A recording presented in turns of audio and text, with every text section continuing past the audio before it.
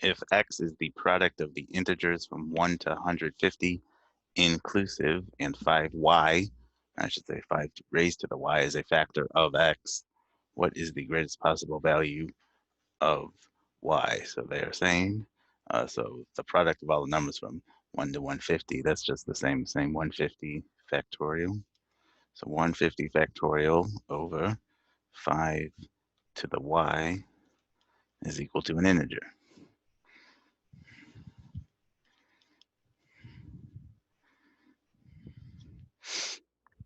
So and then they want to know what is the greatest possible value of y. So let's think about this here, what this is saying. This exponent here, so we have a base of 5, and then we're raising it to a variable.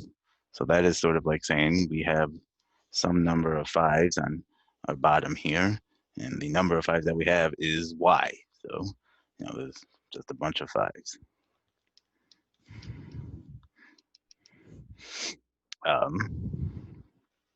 Now, in order for 150 factorial over 5 raised to the y to be an integer, that means we need to cancel out this entire denominator.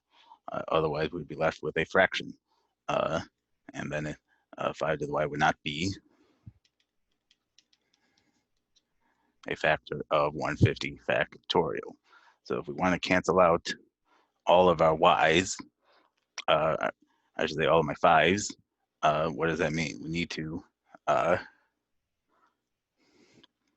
find out how many 5's we have in 150 factorial, because we cannot go over that number of 5's.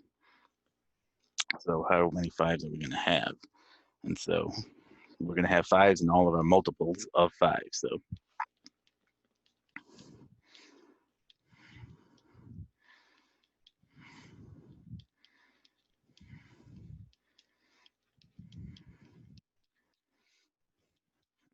I'm probably going to write these literally all out.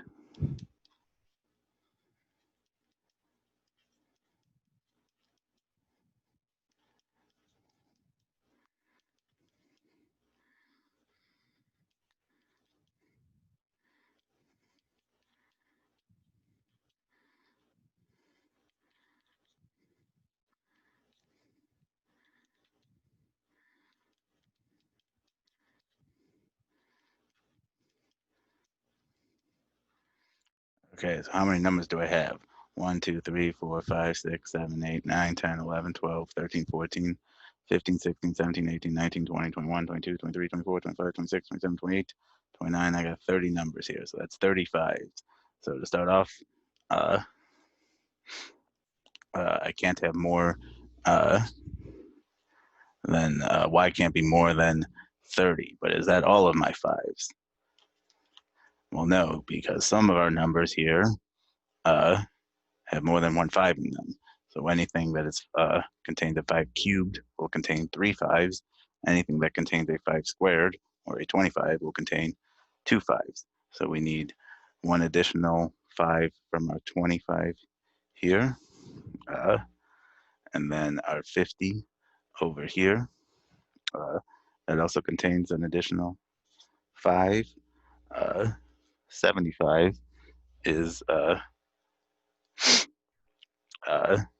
contains another 5 because that contains a 25. And then when we get to 100, that contains a 25. And then 125, that's going to contain 2 more 5's, right? Because 125 is 5 cubed. And so we already counted one of those 5's. So we just need to count the additional 2.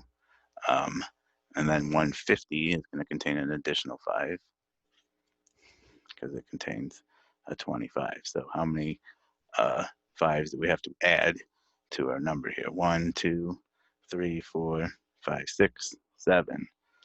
So